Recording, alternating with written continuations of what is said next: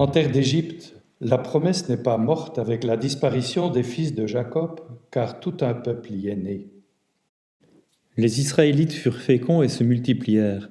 Ils devinrent de plus en plus nombreux et puissants, au point que le pays en fut rempli. Mais un nouveau pharaon, qui n'a pas connu Joseph, est à la tête du pays et s'inquiète de la prolifération des Hébreux. Il leur mène la vie dure. Il leur impose des chefs de corvée pour le réduire par des travaux forcés. Mais plus on voulait le réduire, plus il se multipliait et plus il éclatait. On vivait dans la hantise des fils d'Israël. Il demande aux sages femmes de faire périr les enfants mâles qu'elles mettront au monde. Mais celles-ci les protègent et se rendent ainsi, sans le savoir, favorables au projet de Dieu. Cependant, Pharaon persiste et ordonne de jeter au Nil tout enfant mâle nouveau-né. Et c'est là que commence l'histoire de Moïse sauvé des eaux par la fille du Pharaon, qui lui donne comme nourrice la mère du bébé. Moïse, élevé à la cour du Pharaon, va prendre la défense d'un de ses compatriotes malmené par un Égyptien qu'il tue. Il enfouit le cadavre dans le sable. Mais la nouvelle se répand et Moïse est obligé de s'enfuir au pays de Madian.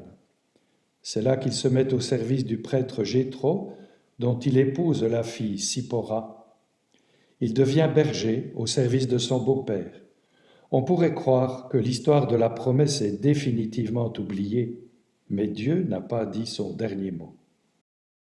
Au cours de cette longue période, le roi d'Égypte mourut. Les fils d'Israël gémirent du fond de la servitude. Dieu entendit leurs plaintes. Dieu se souvint de son alliance avec Abraham, Isaac et Jacob. Dieu vit les fils d'Israël. Dieu se rendit compte. Moïse s'aventure avec le troupeau au-delà du désert jusqu'à la montagne de Dieu, l'Horeb ou Sinaï, et il va faire une bien étrange rencontre. L'ange du Seigneur lui apparut dans la flamme d'un buisson en feu. Moïse regarda. Le buisson brûlait sans se consumer. Moïse se dit alors, « Je vais faire un détour pour voir cette chose extraordinaire. Pourquoi le buisson ne se consume-t-il pas ?» Le Seigneur vit qu'il avait fait un détour pour voir, et Dieu l'appela du milieu du buisson. « Moïse, Moïse !»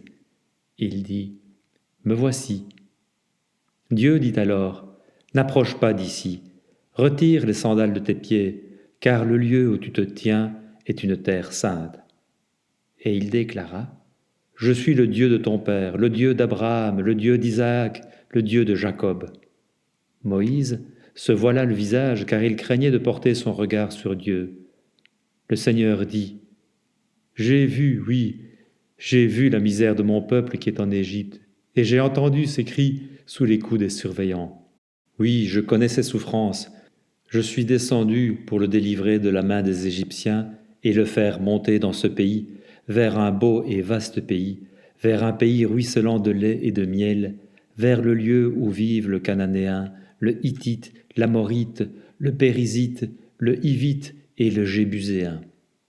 Maintenant, le cri des fils d'Israël est parvenu jusqu'à moi, et j'ai vu l'oppression que leur font subir les Égyptiens. Maintenant donc, va, je t'envoie chez Pharaon. Tu feras sortir d'Égypte mon peuple, les fils d'Israël. » Moïse dit à Dieu, « Qui suis-je pour aller trouver Pharaon et pour faire sortir d'Égypte les fils d'Israël ?» Dieu lui répondit, « Je suis avec toi, et tel est le signe que c'est moi qui t'ai envoyé. Quand tu auras fait sortir d'Égypte mon peuple, vous rendrez un culte à Dieu sur cette montagne. » Moïse répondit à Dieu, « J'irai donc trouver les fils d'Israël, et je leur dirai, « Le Dieu de vos pères m'a envoyé vers vous. » Ils vont me demander quel est son nom. Que leur répondrai-je ? Dieu dit à Moïse, « Je suis qui je suis. » Tu parleras ainsi aux fils d'Israël. Celui qui m'a envoyé vers vous, c'est « Je suis. » Dieu dit encore à Moïse, « Tu parleras ainsi aux fils d'Israël. Celui qui m'a envoyé vers vous, c'est le Seigneur, le Dieu de vos pères, le Dieu d'Abraham, le Dieu d'Isaac, le Dieu de Jacob. C'est là mon nom pour toujours, c'est par lui que vous ferez mémoire de moi d'âge en âge. » Moïse s'aventure au-delà du désert, vers la montagne de Dieu, où il fait l'expérience d'un Dieu qui lui parle du milieu du buisson. L'attitude première est donc celle d'écouter, et elle façonne encore aujourd'hui la foi d'Israël dans cette prière que le croyant prononce 3 fois par jour. Écoute Israël, Shema Israël, le Seigneur notre Dieu est l'unique. Ces paroles que je te donne aujourd'hui resteront dans ton cœur. Tu les rediras à tes fils, tu les répéteras sans cesse, à la maison ou en voyage, que tu sois couché ou que tu sois levé. Tu les attacheras à ton poignet comme un signe. Elles seront un bandeau sur ton front. Tu les inscriras à l'entrée de ta maison et aux portes de ta ville. Ce Dieu qui se révèle à lui est un Dieu d'alliance, un Dieu avec son peuple, comme il a été le Dieu d'Abraham, le Dieu d'Isaac et le Dieu de Jacob. Un Dieu qui connaît, touché aux entrailles, les souffrances de son peuple. Et c'est par Moïse qu'il va intervenir. Dieu est donc en chemin avec son peuple en servitude, et il va le libérer de la main de Pharaon. Et Israël devra toujours se souvenir de cette libération qui est constitutive de son histoire avec Dieu. Si le Seigneur s'est attaché à vous, s'il vous a choisi, ce n'est pas que vous soyez les plus nombreux de tous les peuples, car vous êtes le plus petit de tous. C'est par amour pour vous et pour tenir le serment fait à vos pères que le Seigneur vous a fait sortir par la force de sa main et vous a racheté de la maison d'esclavage et de la main de Pharaon, roi d'Égypte. Tu sauras donc que c'est le Seigneur ton Dieu qui est Dieu, le vrai Dieu, qui garde son alliance et sa fidélité pour 1000 générations à ceux qui l'aiment et gardent ses commandements.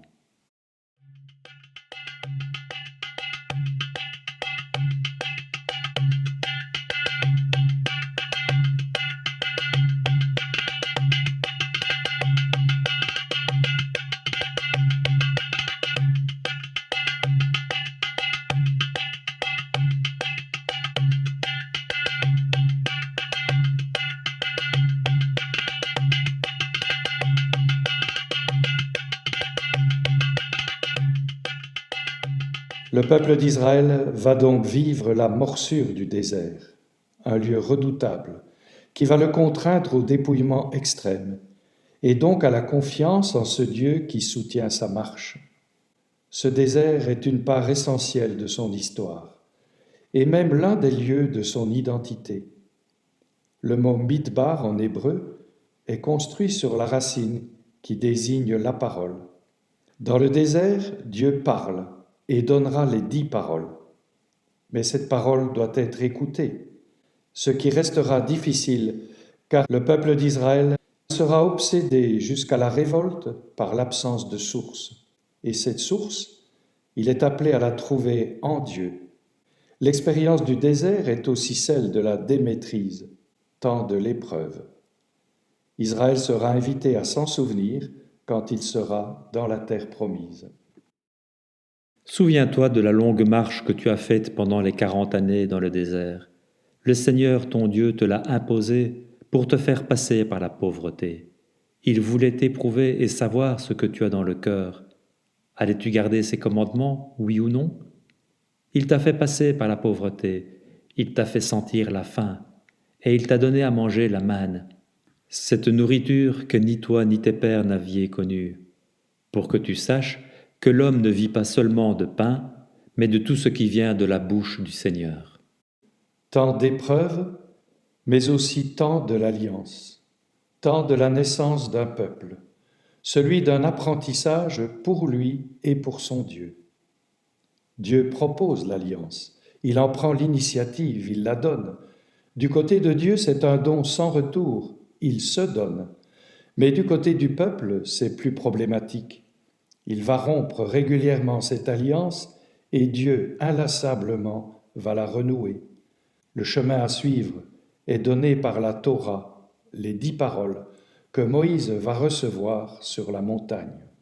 Le Seigneur notre Dieu a conclu une alliance avec nous à l'Horeb. Ce n'est pas avec nos pères que le Seigneur a conclu cette alliance, mais bien avec nous, nous-mêmes qui sommes ici, aujourd'hui, tous vivants. C'est face à face que le Seigneur a parlé avec vous sur la montagne du milieu du feu. Moi, je me tenais entre le Seigneur et vous en ce temps-là, pour vous transmettre la parole du Seigneur, car vous aviez peur du feu, et vous n'y étiez pas monté sur la montagne. Le Seigneur a dit, « Je suis le Seigneur ton Dieu, qui t'a fait sortir du pays d'Égypte, de la maison d'esclavage. Tu n'auras pas d'autre Dieu que moi. » La loi, ou Torah, dont les 10 paroles sont le cœur, est le tracé du chemin sur lequel Dieu invite son peuple pour qu'il marche avec lui et qu'il vive. Au désert, le peuple apprend à marcher au pas de son Dieu et sur l'initiative de celui-ci. Et cette histoire aux couleurs de Dieu ne peut se vivre que dans la fraternité et le respect de l'autre. On ne peut dissocier l'amour de Dieu et l'amour du prochain. Dieu renouvelle sans cesse cette offre, sans se lasser, avec ténacité. C'est le message dont seront porteurs les prophètes. Force est de constater que la sortie d'Égypte et la traversée du désert, le don de l'alliance et de la loi, ont été dans la Bible une source de développement infini. Plus qu'un itinéraire ou un moment de l'histoire, ces récits tracent une véritable typologie. Ils livrent, pourrait-on dire, le code génétique de ce peuple appelé par Dieu et marqué par lui dans son histoire. Ce peuple est né dans le désert. Il en porte la marque pour toujours. Et la Bible met plus d'une fois en garde contre les dangers de la vie sédentaire, souvent associés, dans les textes, au risque de l'oubli de Dieu. Comme si Dieu était nomade et son peuple avec lui. Dans le désert, ce peuple apprenait à marcher au pas de l'alliance que Dieu trace au cœur de son histoire. Et il lui faudra en refaire souvent le chemin, comme celui d'un long apprentissage jamais achevé. La Bible rappellera souvent les 40 années au désert. Le prophète Élie marchera lui aussi 40 jours et 40 nuits jusqu'à la montagne du Seigneur pour faire l'expérience de ce Dieu qui passera devant lui comme le murmure de la brise légère. 40. Le temps d'un apprentissage, d'une naissance au rythme de Dieu. Jésus, après son baptême, vivra lui aussi une quarantaine au désert qui le préparera à commencer son ministère public sous le signe de l'humble service de ses frères. Moïse n'entrera pas dans la terre promise, car il avait douté de Dieu. Il la contemplera de loin, du mont Nebo, actuellement en Jordanie, duquel on aperçoit la ville de Jéricho ou ville des palmiers. C'est Josué qui franchira le Jourdain avec le peuple et prendra possession de la terre où coule le lait et le miel. S'installer, c'est s'exposer au risque de l'oubli. Au milieu des nations, Israël est invité à vivre comme un peuple saint. Le défi est terrible, et Israël sera tenté en permanence d'abandonner le Dieu unique pour aller servir les dieux des nations païennes.